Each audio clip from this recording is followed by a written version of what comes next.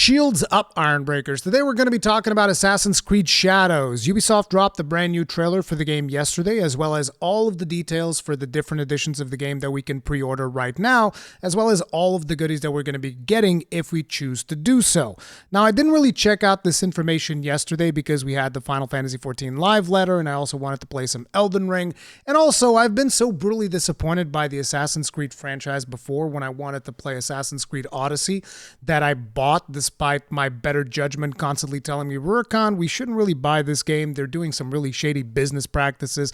It looks pretty disgusting, but I was like, oh man, but it's friggin' Greece and Sparta, and it's gonna be friggin' awesome. I can't wait to like Sparta kick people off of cliffs and whatnot. It's gonna be an amazing experience. And then the amount of predatory microtransactions and the way in which they implemented them into the game left such a sour taste in my mouth that I actually just straight up wanted to never touch this franchise again. And so, as such, when I got around to actually checking out the information today, I was like, oh wow, those things are not only continuing from what I previously experienced, they're actually getting worse. However, most of the social discourse that happened surrounding this announcement yesterday was actually around the character of Yasuke, who is a black samurai. Now look, I'm not a Japanese history buff by any stretch of the imagination. Hell, I'm not even a Portuguese history buff, and I live in friggin' Portugal, right? So this is just not something that I know that much about, and I know that there's a lot of people talking about the historical relevancy of Yasuke and him being a protagonist on the first Assassin's Creed that takes place in Japan. And here's where I stand on that particular topic. I have a pretty much a neutral approach to this because it doesn't bother me playing as a black character, Mexican character, Asian character, male character, female character, so long as the gameplay is there and I don't feel like I'm getting absolutely milked. You know, them basically punching me down and reaching into my wallet every 5 minutes like Ubisoft has a tendency to do, I would actually be down to play the game. Now, it's also important for me to mention that I'm not saying that the concerns that people have surrounding that aren't valid. It's like, I feel like you should voice your opinion if this is something that bothers you, and I think it's a valid concern. But for me, personally, it doesn't bother me all that much, so I'm kind of neutral on that aspect of it. However, first, I want to talk about some of the things that I noticed in the trailer. So I was looking at the trailer and I was like, okay, so let's see what type of story we're getting. And straight off the bat, on one of the first scenes of the trailer, I was like, wait, what? How does this make any sense whatsoever? So right here, we have one of the main characters, which is sitting next to this one, which is, I believe her name is Naue. She is a shinobi assassin because the two characters that you're actually going to be able to play as when it comes to this game is going to be Yasuke as well as Naue. And the thing is, I think they're going to try to pull something in line with what we've seen in GTA 5, I think, which is the one where you're kind of like swapping characters all the time and doing different quests for the different characters. I think that's the vibe that they're shooting for with Assassin's Creed Shadows. And, you know, it says here, explore feudal Japan. Naue is going to be a shinobi assassin, and then Yasuke is going to be a legendary samurai. So he's going to be more like, you know, the dude who's going to go more into melee, full frontal assault type of stuff, and Naue is going to be the actual assassin. At least that's what I believe is going to be the case. But anyway, I was looking through the trailer. One of the things that I noticed right here, Naue even says, oh, my family. So I'm assuming that this dude, whoever he is, this older man right here, who is either her uncle or her father or her stepfather or father figure, whatever, her family, right? This dude right here. Something happens in her village, right? Like, watch here. Big explosion in the smoke. Something happens. Like, oh my God, what's going on? And then the father figure, male character, whatever, says, go on, I've trained you. What? Is it? I don't know. I just looked at that and I was like, so if I was, you know, training my daughter to defend herself, but then suddenly somebody was to come to my house and they were like, you know, making a lot of racket, the last thing that I would do is send my daughter in there to go sort that out. I don't know. I just looked at this and I was like, what the hell is going on here? But then again, we don't have the context of what is happening in the story. We don't know exactly what's happening here. It was just a scene to me in the trailer that I was like, this makes absolutely no sense to me, but whatever.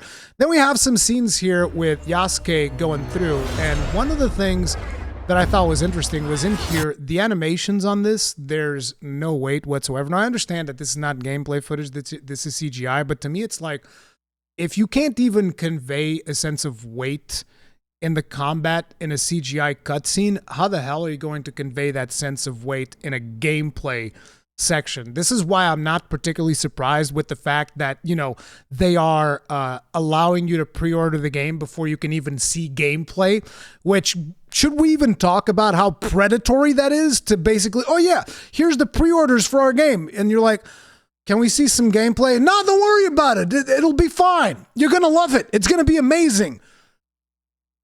What? How does this make absolutely any sense? But anyways, the animation that I'm talking about is right here. As he cuts this guy, it's so weird, the blade motions that he does during that. We can even slow it down. Like, let me actually put this at like half speed. Like, look at this. Right? He's going in, draws his katana. He's gonna start slashing people up. So he slashes this guy. Again, I feel like not a whole lot of sense of weight in these particular slashes. You guys let me know how you feel about it. Feels weird. And then in here, it's just like, what was that motion? Did he cut him from the front, or was it just like bringing the blade down? Then he impaled him. Then he lifted him in the air with a katana blade. Okay. I don't know. I just felt like this was weird. Then we saw some more, and follow the blade. there were some more animations here that they did, which, hey, I gotta give it to them. I thought it was a very bold choice in soundtrack for this particular section of the game, but to be honest, I didn't really feel like it landed. It was almost like, I don't know if you guys remember when Mortal Kombat did the mumble rap thing.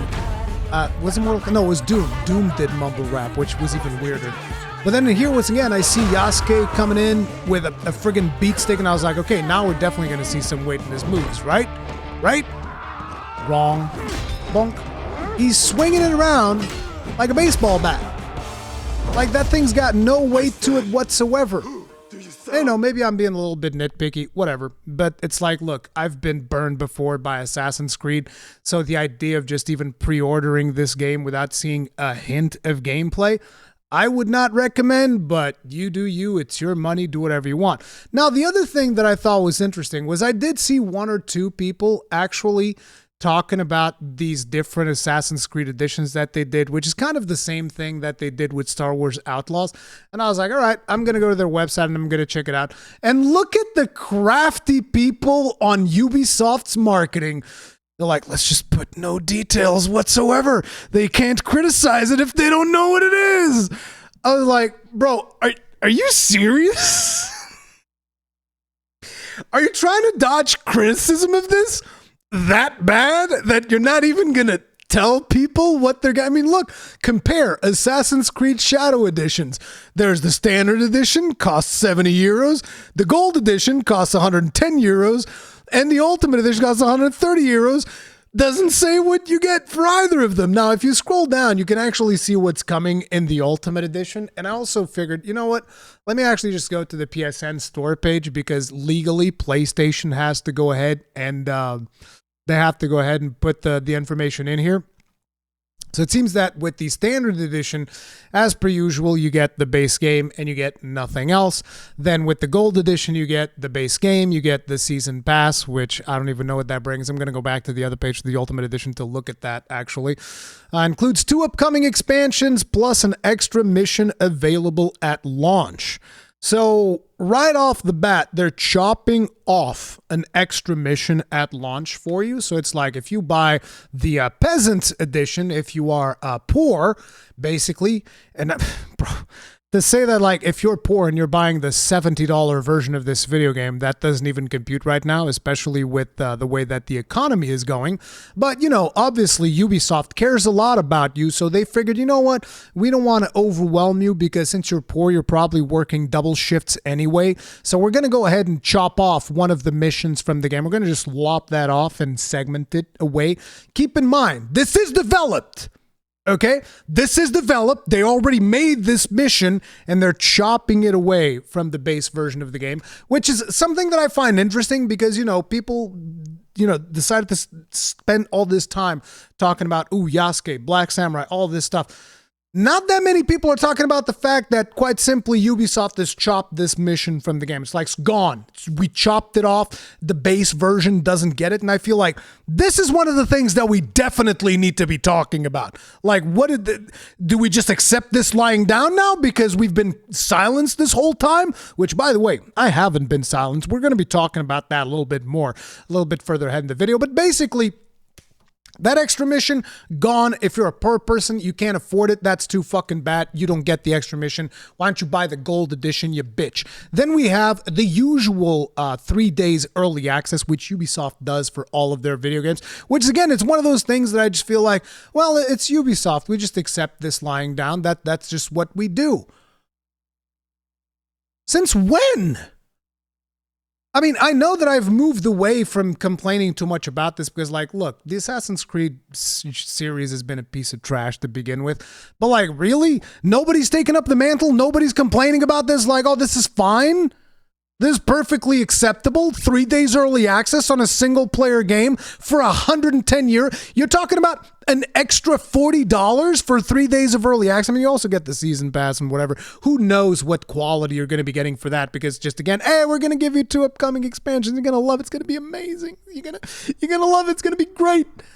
But no, we just accept this nowadays as a community. Like, I don't know if I've seen like more than 2 or 3 tweets yesterday of people talking about the 3 days of early access. It's like, no, we just accept this lying down. This is perfectly fine. I thought that like we were all about getting up in arms about this type of stuff, but I guess I was wrong, huh? Okay. Anyway, then we have the Ultimate Edition, which includes Assassin. By the way, that's $130. Very much like what they did with Star Wars, obviously, which was the same thing. You get Assassin's Creed Shadows, you get a season pass, which is the same stuff that you get in there. Naturally, you also get the 3 days of early access, which is absolutely disgusting. You get 5 skill points. I can't wait for people to fold themselves into a fucking pretzel telling me about how this is not pay to win. No, 5 extra skill points? It gives you almost no power, Rurikhan. Why do you have to be so negative? It's almost nothing. Fold yourself into a pretzel some more to suck Yves Guillemot dick. All right? Go right ahead and do that. Then there's also the Sekiro character pack, which I believe is like some type of cosmetic stuff, I would imagine. Then there's the hideout pack, which I'm assuming you're going to have like some type of home base that you can customize, and they're going to sell you God knows how many different cosmetics on there. Heaven knows they've done that in Odyssey as well. This is all stuff that was brought up in Odyssey, by the way. And this video is going to have a very interesting conclusion. The Red Dragon photo filter. So a special photo filter. This one doesn't even have gameplay implications, so I was like, whatever, bro. Sure, go ahead. Sell people options for your photo mode because you're so desperate to get some more money out of these microtransactions. Fuck you, Ubisoft. You're a piece of trash. And then we also have this here that says pre-order bonus quest thrown to the dogs. However, I don't really know if you get this quest just for pre-ordering the game because you motherfuckers hit everything. It doesn't even say here. It doesn't even say it on the friggin' PlayStation Store. It only says it on the Ultimate Edition, so I don't know if it's like, not only you have to buy the Ultimate Edition, you have to pre-order the Ultimate Edition to get the thrown to the dogs bonus quest, which again is probably just another piece of content that they just like chopped clean off from your base edition. This is something that's already been developed, but they just chop it off to serve it to you piecemeal. It's like, oh, I'd like a cheeseburger, and somebody just gives you the burger, and you're like, wait, I asked for a cheeseburger, and it's like, okay, the cheese is going to be this more. It used to be that you could just buy a game and get like a full experience. You still can do that when you have, publishers that are actually decent about conducting business, like Larian Studios, where, you get the full game when you actually buy it, which is, I know, it's a friggin', it's an absolute miracle of gaming history nowadays that Larian's managed to pull this off because nobody else can do it. Studios that have way more balloon budgets, they just can't figure it out. They can't fucking figure it out. So instead, we get like the circle jerk of the million different editions of the game. But you want to know what the best part about all of this is, despite all of the anti-consumer practices that I can already tell? There's going to be a bunch of Ubisoft fanboys in the comments section sucking on Yves Guillemot's dick and telling me about like, oh, you're so wrong, Rurikhan. You get so exalted about these business practices. It's perfectly fine. Games are so much more expensive to develop. Yes, suck my fucking dick. I'm done dealing with these people. You know, I said to myself, I really shouldn't get involved in these fucking microtransaction wars anymore, because you all, a ton of you, not you all, because there's still a lot of people that are actually somewhat reasonable, but a ton of the gaming community has actually been gaslit into just accepting this very much the same way that a fucking boiling frog gets to be boiled alive in water and just accepts the rising of the temperature. And that's a huge chunk of the gaming community right now. They just accept this shit, which is absolutely disgusting. But you know, you do you. You do whatever the fuck you want. I don't give a fuck. But an interesting thing is, this video is 5 years old. Jason Schreier used to work at Kotaku back then, okay? But basically, you guys can go back and watch this video if you're interested in it. This is, the title of the video is actually pretty funny. Assassin's Creed Odyssey. No, these microtransactions are not okay, Jason, because this is kind of like a reply to Jason Schreier going like, here's my take. I've spent 25 hours in Assassin's Creed Odyssey so far, and 1, it's phenomenal. 2, I've never once noticed or thought about the XP boosters or microtransactions.